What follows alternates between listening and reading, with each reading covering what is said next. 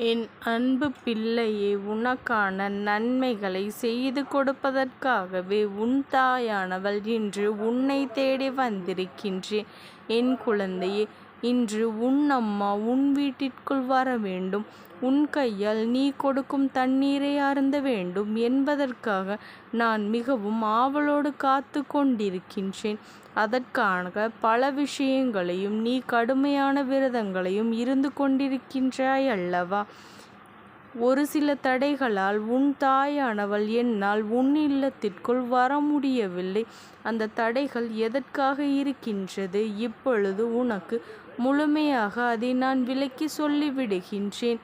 என் பிள்ளையே, வருகின்ற வெள்ளிக்கிழமை உன் கையால் கொடுக்கக்கூடிய தண்ணீரை நான் நிச்சயமாக அன்போடு குடிப்பேன். அதனை நீ மறந்துவிடக்கூடாது. என் பிள்ளையே, இந்த அம்மா நான் சொல்கின்றேன் என்று இந்த வாக்கினை நீ தவிர்க்காமல் கேட்க வேண்டும். என் பிள்ளையே, இந்த தாயானவள் நான் சொல்கின்ற இந்த வாக்கு உன் வாழ்க்கைக்கு மிகவும் தேவையானது. நீ முழுவதுமாக கேட்டு உன் வாழ்க்கையில் உனக்கு வேண்டுதலை நீ நிறைவேற்றி கொள்ள வேண்டும்.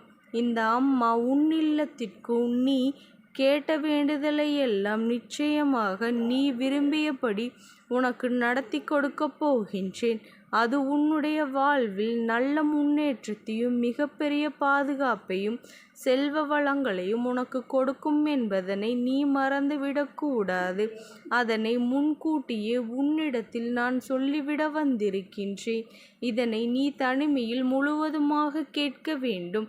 என்னுடைய குழந்தைக்கு சிலர் அடிக்கடி உதவிகளை எல்லாம் செய்து நல்ல பண்புகளோடு இருந்து வருகின்றது. உனக்கு அவசரம் ஆபத்து என்ற சூழ்நிலை உனக்கு உதவி செய்ய யாருமே இல்லை என்று உனக்கு ஆறுதலாக ஒரு வார்த்தைகளை பேசவோ உன்னுடைய கஷ்டங்களை கேட்கவோ எவரும் இல்லை என்று நீ வேதனைப்படுகின்றாய் அல்லவா? என் பிள்ளையே, உனக்காக இந்த தாயானவள் நான் இருக்கும் பொழுது நீ யாரிடத்திலும் உதவிக்காக கையேந்தி நிற்க வேண்டிய அவசியம் இல்லை. உன்னுடைய கஷ்டங்களை பகிர்ந்து கொள்வதற்காகவே என்னுடைய காதுகள் என்றுமே உனக்காக காத்து கொண்டு இருக்கின்றது. என் பிள்ளையே, நீ மனக்கவலையிலும் மனவேதனையிலும் இருக்கின்றாய் என்றால், நான் சொல்வது சரிதான் என்றால் நீ ஆமாம் என்று என்னிடத்தில் சொல்லிவிடு. அப்படிப்பட்ட என் குழந்தைக்கு நிச்சயமாக அவர்களின் மனதில் நேர்மறையான எண்ணங்களை அதிகமாக புகுத்தி உங்களிடத்தில் நான் நல்ல விஷயங்களை நடக்க ஆசிகளை வழங்குவேன்.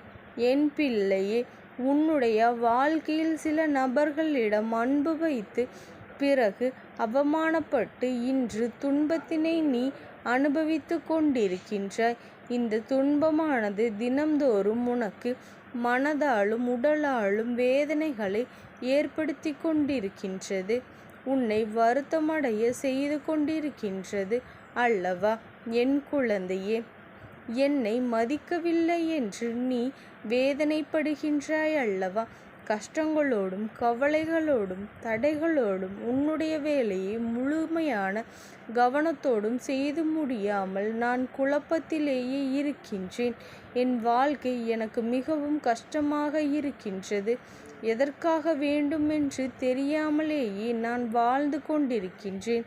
அம்மா, என்னுடைய குழந்தை, நீ என் வாழ்க்கையை சரி செய்து கொடுங்கள், எனக்கு நிம்மதியை கொடுங்கள் என்று என்னிடத்தில் வேண்டுதல் வைத்து கொண்டிருக்கின்றாய் அல்லவா? உன்னுடைய உறவுகளை திருத்திக் கொடுங்கள், என் பணப்பிரச்சனைகளை தீர்த்து கொடுங்கள், என்னுடைய கண்ணீரை துடைத்து விடுங்கள் என்று நீ கேட்கக்கூடிய எல்லாம் இந்த அம்மாவிற்கு தெரியாமல் இல்லை. என் குழந்தையே, கூடிய விரைவில் உன்னுடைய விருப்பங்களை எல்லாம் நிறைவேற்றி தருவதற்காகத்தான் இந்த தாயானவள் உன் வீட்டில் நான் வரப்போகின்றேன். உன் வீட்டில் இருக்கும் தீய விஷயங்களை எல்லாம், எதிர்மறையான எண்ணங்கள் எல்லாம் நான் விரட்டிவிடப் போகின்றேன். அது மட்டுமல்ல, உன்னுடைய இல்லத்தில் உனக்கே தெரியாமல் எதிர்மறையான ஆற்றலை கொடுத்து கொண்டிருக்கின்ற சில பொருட்களை நீ வைத்திருக்கின்றாய்.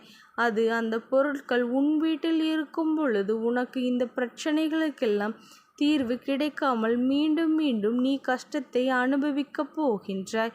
என் குழந்தையே, அந்த எதிர்மறையான எண்ணங்களை தருகின்ற விஷயங்களை நீ வீட்டிலிருந்து வெளியேற்றாத வரை உனக்கு எந்த ஒரு பிரச்சனைகளும் அவ்வளவு எளிதில் தீர்ந்து விடாது.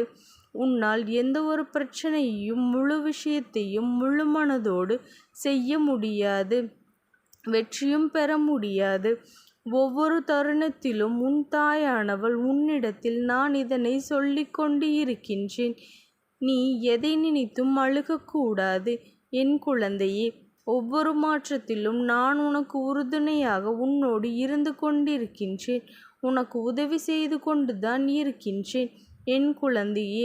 நீ உன் கடமைகளை சரியாக செய்து வா. உனக்கு எந்த ஒரு கஷ்டங்களும் வராது. எண்ணங்களையும் வார்த்தைகளையும் தான் நான் உன்னிடத்தில் கொடுத்து கொண்டே இருக்கின்றேன். நீ எதற்காகவும் கவலைப்பட்டு கொண்டிருக்காதே. ஆனால் ஒரு சில நபர் அதனை எடுத்துக்கொண்டு சென்று விடுவார்கள், உன்னையும் ஏமாற்றி விடுகின்றார்கள். இதுவெல்லாம் உனக்கு தெரியாமலேயே போய்விடுகின்றது. அதனால் நீ மற்றவர்களிடத்தில் கவனமாக இருக்க வேண்டும். அதனை உன்னிடத்தில் நான் தெரிய வைத்தாலும் அதனை நீ சாதாரணமாக எடுத்துக்கொள்கின்றாய். நீ வெள்ளந்தியாக அவர்களை நம்பிவிடுகின்றாய் என் குழந்தையே. இதையெல்லாம் செய்து வருவதனால்தான் உனக்கு இந்த பிரச்சனைகள் வந்து கொண்டிருக்கின்றது என் குழந்தையே. என்னுடைய வார்த்தைகளை நீ மதிக்கவில்லை என்றால் அதற்கு காரணமாகத்தான் சில பிரச்சனைகள் எல்லாம் தொடர்ந்து நீ சந்தித்து கொண்டிருக்கின்றாய். இப்பொழுது இந்த தாயானவள் சொல்லக்கூடிய வார்த்தைகளை இப்பொழுதாவது மதித்து எந்த ஒரு நபரை நீ விரைவில் அடையாளம் கண்டு கொள்ள வேண்டும். அந்த தருணத்தில் நீ எடுக்கும் சரியான முடிவுகளை எடுக்க வேண்டும். இந்த தாயானவள் உன்னை ஏமாற்றுபவர்களையும் உனக்கு துரோகம் செய்பவர்களையும் நிச்சயமாக உன்னுடைய கண்களில் காட்டிக் கொடுப்பேன். அந்த ஒரு தருணத்தில் அதன் பிறகும் பாசத்திற்கும் உறவுகளுக்கும் நீ ஒரு நாளும் இடம் கொடுத்து விடாதே என் குழந்தையே. அதை நீ கண்டிக்காமல் விட்டு விடாதே.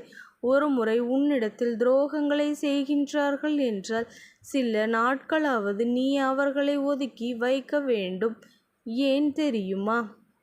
அவர்கள் கண்டிப்பாக உன்னுடைய மனதை புரிந்து கொண்டு அவர்களாகவே மாற்றங்களை தன்னிடத்தில் கொண்டு வர வேண்டும் அல்லவா?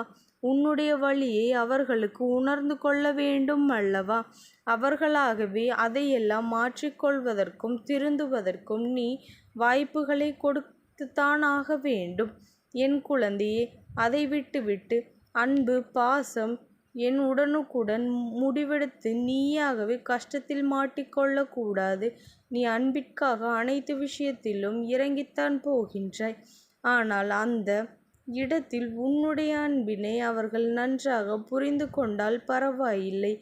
ஆனாலும் அவர்களுடைய சுயநலத்திற்காக மட்டுமே உன்னை பயன்படுத்தி கொள்கின்றார்கள் அல்லவா? இதனால்தான் நீ பல கஷ்டங்களுக்கும் துன்பங்களுக்கும் ஆளாகி விடுகின்றாய் என் குழந்தையே. இனியாவது நீ கவனமாக இருக்க வேண்டும்.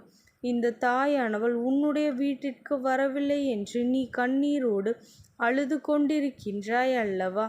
என் பிள்ளையே, இப்பொழுது நீ என்ன செய்ய வேண்டும், எப்படி இருந்தால் நான் உன்னுடைய இல்லத்திற்கு வருவேன் என்பதனை நான் சொல்லிவிடுகின்றேன். உன்னுடைய பூஜை அறையில் நீ என்ன செய்தால் இந்த தாயானவள் நான் வருவேன் என்பதனை நான் தெளிவாக சொல்லிவிடுகின்றேன் என் குழந்தையே.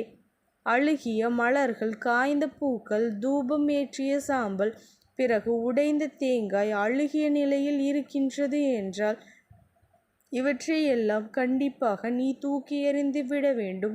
இதையெல்லாம் பூஜை அறையில் நீ வைத்திருக்கும் பொழுது நேர்மறையான ஆற்றலை தவிர்த்து எதிர்மறையான ஆற்றல் அது உன் இல்லம் முழுவதும் பரவிவிட செய்யும் என்பதனை நீ தெரிந்துவிடக்கூடாது. அது மட்டுமல்ல, உன்னுடைய வீட்டில் எப்பொழுதுமே நீ காற்றோட்டமாகவும் சூரிய வெளிச்சமும் உள்ளே வரும்படி இருக்க வேண்டும். எப்பொழுதும் இருள் சூழ்ந்தவாறு உன் வீடு இருக்கக்கூடாது. உன்னுடைய வீடானது சுத்தமாக இருந்தால்தானே தெய்வங்கள் உன் இல்லத்தை தேடும் வரும் என்பதனை நீ மறந்து விடாதே. நான் சொல்கின்ற விஷயத்தை நீ தெரிந்து கொண்டாய் அல்லவா? உனக்கு எப்பேற்பட்ட கஷ்டமான சூழ்நிலை வந்தாலும் நீ எதை நினைத்தும் கவலைப்படாதே. இந்த தாயானவளினுடைய அன்பும் ஆசீர்வாதங்களும் உனக்கு என்றைக்கும் முழுமையாக கிடைத்து கொண்டே இருக்கும். ஓம் சக்தி போற்றி. ஓம் ஆதிபராசக்தி போற்றி போற்றி.